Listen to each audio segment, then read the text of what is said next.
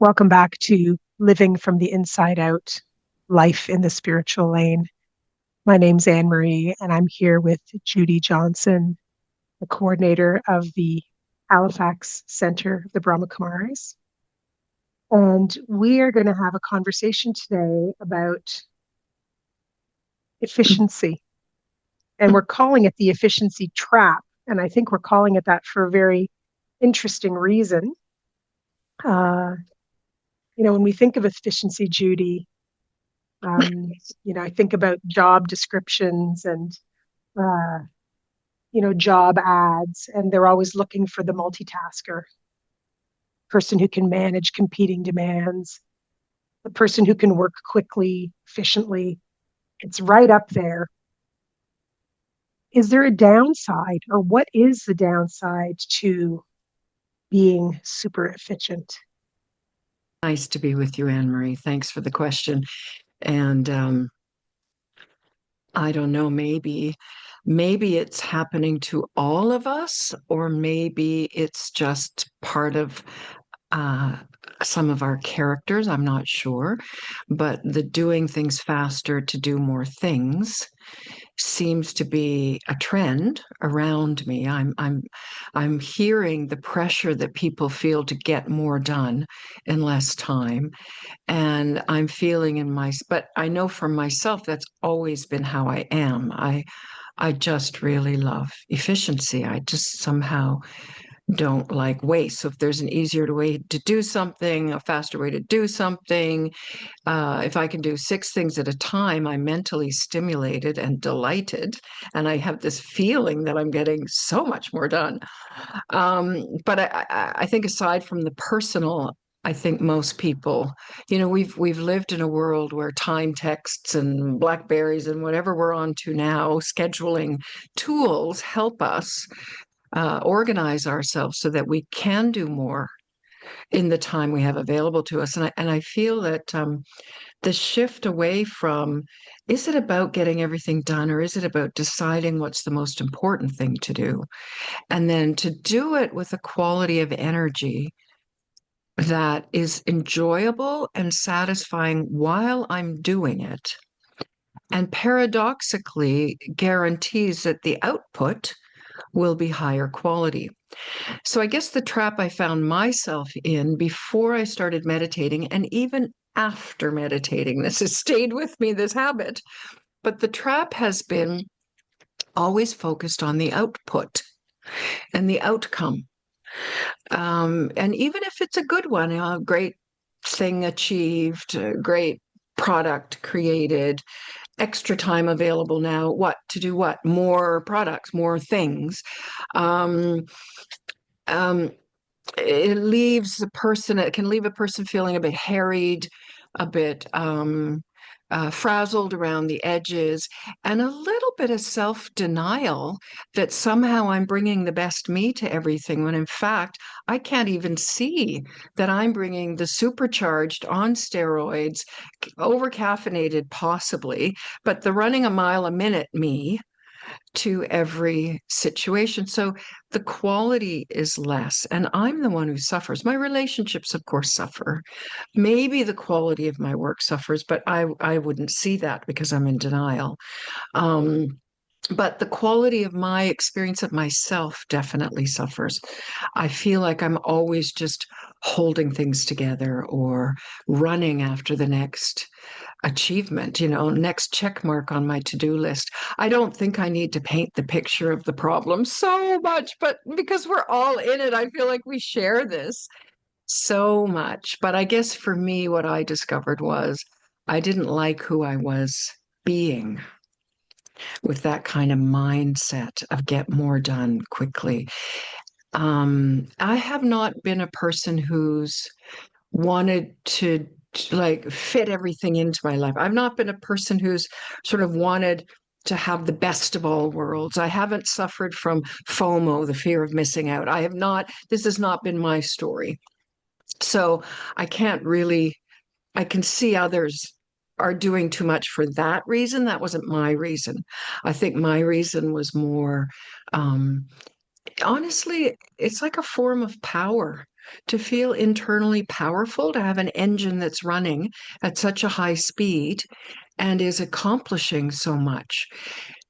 And that feeling of power, I think, is something that's innate to all of us. And if we lose it because life kind of wears us down, then maybe this multitasking gives us that sense of, mental focus, hyper attentiveness, and the power, I guess, the experience of power that one has. But it's a diminishing returns. Like then you feel less powerful very quickly because you're frazzled. I almost just want to take a moment and allow the picture that you have painted to sink in for everyone who's listening to it right now. I feel in this moment as though you have spoken my truth aloud to everyone on the air. And my guess is that we're not alone, Judy.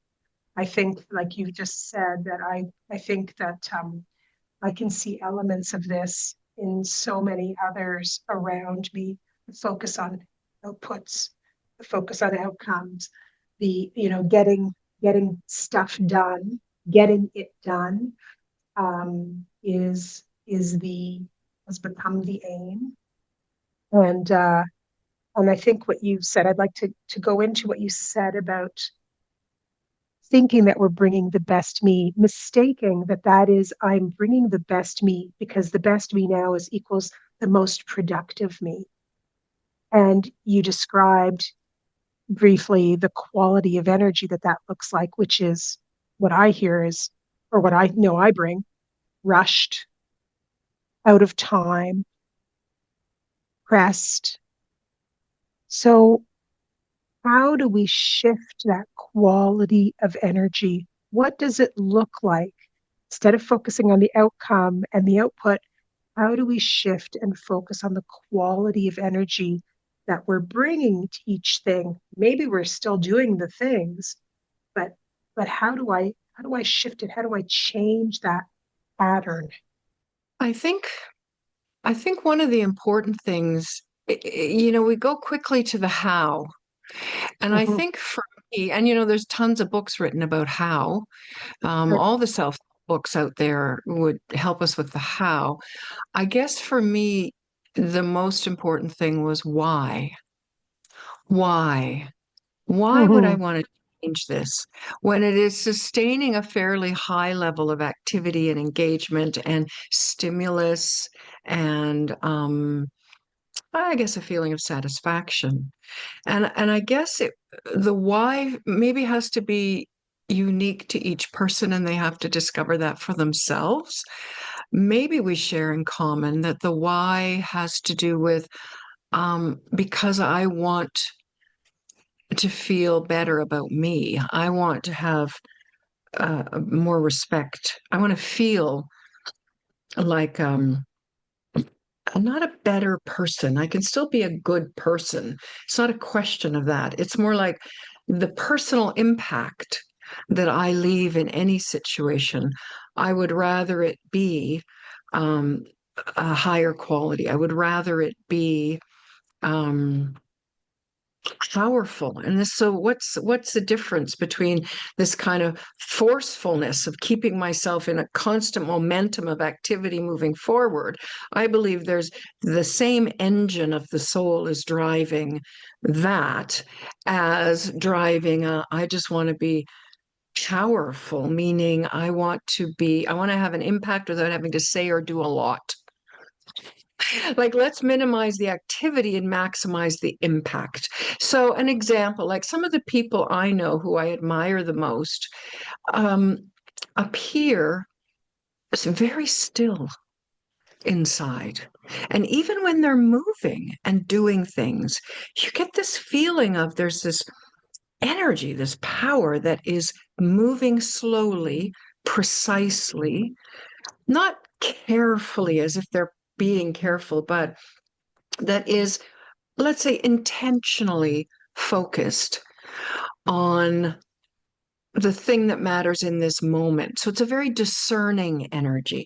It's not like you're a fire hose that somebody's no longer hanging on to that's flopping all over the place and the water's rushing out in all directions. It's a very intentional focus of energy. I loved the movie Invictus, and the gentleman who played the actor who played Nelson Mandela in that movie about South Africa and Nelson Mandela coming to become the president of the country. It was Morgan Freeman, and he was interviewed once, and he was asked, as actors, you find some telltale characteristic of the person you're imitating, especially if they're a real life person. What was it you copied? And then you copy that. What was it you copied in Nelson Mandela? And he said, well, the unique characteristic of Nelson Mandela was the silence behind his eyes. And so there was a person who did many things. He ran a country. It's not like he was just sitting there on a meditation cushion all day, but the concentration of the inner energy of that person um, was so visible, palpable, that anything he did with such intention and with such attention that it brought an outcome that was flavored, that was colored by this energy itself. I just want to go back and underline the question that you gave us all to think about, and that's to focus on the why. Uh, why am I focusing on the output and outcome? I think the why that I asked myself was, why would I want to change this? Yes. Because it's got its own inherent satisfaction to move quickly and multitask and be super efficient, but it's also built on fear. There's a lot of fear in it. There's a lot of you're also feeding an energy of um, overextending and kind of a fear-based drive to not stop and look at something. So, why would I keep that momentum going? It's like when you're a runner, you've got to get a certain momentum and then you're in the zone and it's lovely. But it takes effort to get in that zone. There's a certain, if you're moving at a certain speed, it's like a slipstream. You get caught in your own slipstream and it pulls you forward. So there's a certain satisfaction in that. Why would you want to change that? Because it's really terrifying to think, well, would I just fall apart if I wasn't moving this fast? Or would I become a slug and sit on the couch all the time? Or, what am I afraid of? Also, I think is one of the questions to ask oneself. And I know I've asked myself that and discovered that no, I didn't get lazy. Actually, that it was a lazy, Daddy Janky used to say, lazy is the mind. It's the mind that's lazy. Because, when you're physically active, no one could accuse you of being lazy. Physically, you're getting so much done. But if you really look at yourself, you can see, but I'm not really thinking accurately. And I'm not stopping to reflect and look at what's really going on inside of me, that I'm caught in moving at such a pace. Am I just influenced by my surroundings and the pressure? In which case, well, when am I going to reclaim my own life and my own mind and my own, what do I want from life? Do I want to just say I reached the end of the race and I kept pace with everyone else? I mean, maybe, but that's not a thoughtful life. And I guess for me, the thoughtful life is what has always pulled me. So I was okay to stop and look at myself. And I think that's possibly what the how is. It's, do you have to pull away from the world and sit for hours meditating? I don't think so. But I do think, they say that the relationship is the conversation and the conversation is the relationship. So you can look at the quality of a conversation two people are having. You can know a lot about the relationship. So the relationship is the conversation. And so when I look at what is my conversation with myself, I get I get insight into the quality of the relationship I'm having with my own life, with my own being. And I think stopping and just reflecting. Why am I feeling so frenetic? Why am I feeling I have to move at this pace? Why am I upset that I didn't get everything done today? Why do I feel at the beck and call of this one or that one? Or why do I just never feel like I get to relax? And I think the live hard, the work hard, play hard mentality is intensifying in the world right now. Mm, And definitely.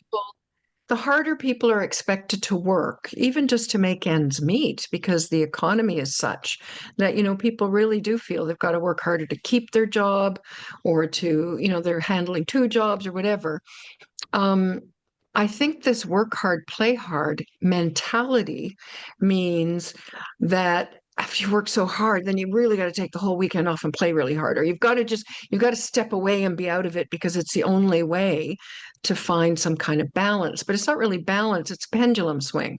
So then you're very efficient about your off time. Make sure you get to the right place and you get the right people and you're doing the right things and it's fun and it's really got to max out the return so that you feel you got something to balance for all that overwork, all that over attention to efficiency. And so then you're trapped, and now I'm being super efficient in the fun part of my life and in the work part of my life, but I didn't ever step away from the super efficiency trap. I'm just in it in different domains in my life. And you often hear that when people come back from vacation, they say they need a vacation from their vacation, right? Because they And left work and then they moved into another high, I'm going to say high impact, because I think that that plays into it. It's a continuous use of every moment in what seems to be a productive way.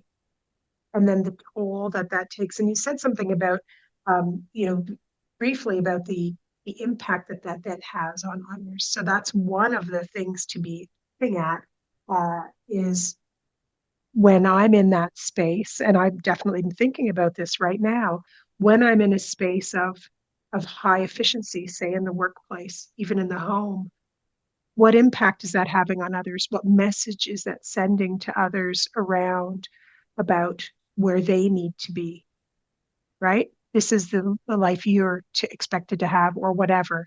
But it does creates a vibration, it creates an expectation, and then it becomes a really bigger self-fulfilling prophecy. The whole family is doing that. The whole office is doing that. And then it just reinforces. So how to step away from that when it's being reinforced on all sides? well, and I feel like, and the people around, when you're moving fast and super efficient, the people around you don't feel that there's much space for them to make a mistake. And they feel that they have to go that fast. And then in relationships, the polarities are developed. Some people start moving slower because you're moving so fast. And then you believe you have to keep moving fast in order to pull them along. Otherwise, they wouldn't be moving at all. And I think there's something to be said about stopping and just noticing those people that aren't moving as quickly as you or operating in such an efficient way. What is it that they're bringing to life? And I've been studying those people, and they are generally more content. And I think the ultimate aim for me of a life well lived is contentment, because I think it's very connected to satisfaction. You're satisfied with what you did. And I may be momentarily satisfied by my to do list getting done, but I'm much more satisfied by meaningful connection. I'm much more satisfied feeling that I'm part of a gathering that's doing something meaningful. And the way we're doing it is as beautiful as the thing we're trying to create. It's not like we're a mess working at odds with each other to try and get this beautiful thing out there into the world. That beautiful thing won't be so beautiful if our energies that we're putting into it aren't beautiful also, because the end result will mirror the quality of what we've put into it. So instead of someday I'll be able to be content, well, why not be content now And that means I'm moving a little slower. I'm a little more thoughtful. I'm making spaces in the day to not overlap activities so that I'm leaving something 5 minutes early to get to something where I'll be 5 minutes late, you know? And yet I feel that in my mind, I'm using almost every minute. That would be an exaggeration, but let's say more chunks of my day. I feel I am using them in a worthwhile way now that I've made this shift of actually just slowing myself down intentionally because I want to be content now, not at some later date when all the work gets done. And because I want the quality of my impact in my friendships, relationships, work, I want that to be, I guess, a nicer quality that others will feel they were heard, they were listened to, they were included. Yeah, I guess, yeah. Content now, not just when all the work gets done. So it'll never be There's done. there's a t-shirt right there. Content now, not just when all the work gets done. Judy, I want to ask one more question, and that's just focusing on, and you've already given examples, but I want to pull some of them to together. And that's, so I'm doing the things. Uh, how do I bring a different quality of energy um, to the things that I'm doing so that I can be content while doing them? I mean, we have this conversation around this very table that I'm sitting at right now all the time about how to do something without feeling the press to the next thing, so that you can actually embrace the thing that is being done in the moment that you are doing it. So any thoughts, any experiences that you want to share to help us in that moment to moment doing, being, enjoying? I guess it would be if you could imagine there's three levels of reality that are happening right now as we sit here. One is the task level, which is kind of superficial. That's the surface level. We can all see what's being done. We're having an interview and we're recording. Fine. And then but under that, there's the energy, and it's much more subtle. And it's how I feel inside when I'm speaking to you. It's how I feel you when you're responding to me at an energetic level. There's a whole other level of reality than the actual task. And so when I tune in, if I don't tune into that, I will stay only at the surface level of task, and I will speed up because the time is speeding up. People around me are speeding up. The pressure is speeding up. You know, we're in a centrifugal force situation where it's all spinning faster, right? So unless I anchor inside and check inside as we're speaking, am I feeling at peace inside? Am I feeling content as I speak? Or am I agitated? And if I'm agitated, then I'm still too connected to the task itself and all the activity level at the surface, right? So those are two that I check in all the time on a daily basis. And it's just a regular practice checking in with the self. Again, relationship is conversation. Am I checking with myself? What's my self talk like? You know, and then the higher, if I can think of a third level of reality, there's a much higher vibration. Call it the divine, call it my highest and best self, call it what's best for the whole collective, not just me in this situation. And if I connect to that, it's a much broader perspective, much bigger perspective, cools me down, pulls me out of my own physiological stress reaction to things. Um, so, as a minimum, when I'm involved in activity, checking in with my own energy and how I'm doing and making sure that I'm bringing that in the right way or the best way for me that leaves me when I walk away from the interview feeling good about what happened. There's no doubt. There's no, I should have said this, I should have done that because I was too fast thinking about, it's just a quiet, calm. I walk away, I move on, I do the next thing. Right. So as a minimum, if I'm checking in at that level, and if I add to that a higher level, it's like then I kind of tune into something, I don't know, that might give me an insight I wasn't having. or just a broader view. So I think that would be the big how, and that would be the practical tip on a daily basis. And it's a minute to minute practice. And you don't have to be sitting on a meditation cushion to do that. You can be, well, you have to be in activity because we live lives of action and movement. Yeah. It's like bringing that centeredness, connection of meditation into our activities. Yeah. Judy, a great conversation. Thank you so much for sharing your thoughts and your experience. I know it'll be incredibly beneficial, and this is a conversation I'm going to be listening to on a regular basis. Thanks, Anne Marie.